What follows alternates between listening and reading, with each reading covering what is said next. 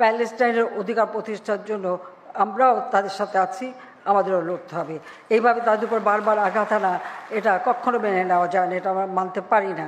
আজকে প্যালেস্টাইনের জনগণ ইসরায়েল যেভাবে তাদের উপর হামলা করে, বিশেষ করে হাসপাতালে হামলা করে নারী শিশু মানুষদেরকে যেভাবে হত্যা করেছে, আমরা কিন্তু এটা নিন্দা জানিয়েছি এবং আমাদের কথা হচ্ছে যে দ্রুত এই যুদ্ধ বন্ধ করতে হবে। আর প্যালেস্টাইনবাসী তাদের ন্যায্য জায়গা তারা যেন ফেরত পায়, যে জায়গাগুলি তারা দখল করছে সেই জায়গাগুলি তাদেরকে দিতে হবে।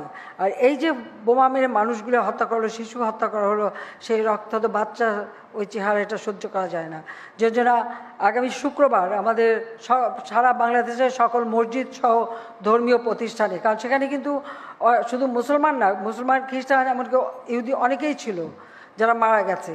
কাজে আমি সবাইকে অনুরোধ করব যে প্রত্যেকটা মসজিদে জুম্মার পরে এবং অন্যান্য ধর্মীয় প্রতিষ্ঠানগুলিতে যেন তাদের জন্য দোয়া এবং প্রার্থনা করা হয়। আর শনিবারে আমরা একটা দিন আমরা শোক দিবস ঘোষণা করেছি, সেই দিন আমাদের পতাকা অর্ধনমিত থাকবে।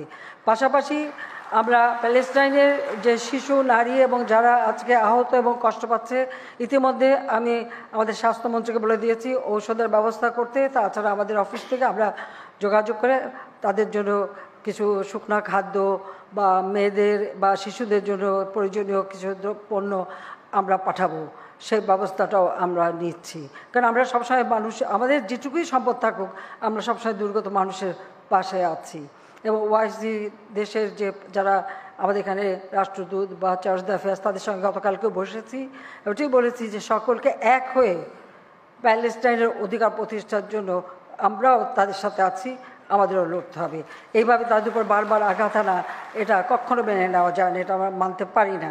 আমি দেখি অনেকেই চুপ থাকেন, কারণ অন্য যারা এই ধরনের ঘটনা ঘটাচ্ছে তারা আবার নাখোশ যদি হয়, তাই যারা নির্যাতিত লোক তাদের কথা বলতে সাহস নাই, আর তারা আন্দোলন করে পদত্যাগের ডাক দেয়। এটাই হচ্ছে সবথেকে দুর্ভাগ্য। যাই হোক, আর সেই সাথে আমরা এটুকু বললাম যে আমরা যতটুকু পারি আমাদের সাহায্য আমরা করব।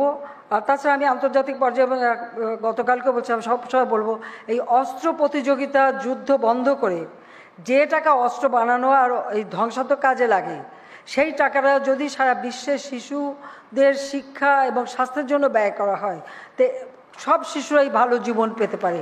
তো সেটাই আমাদের দাবি, সবসময় আমি এই কথাটা বলে যাচ্ছি।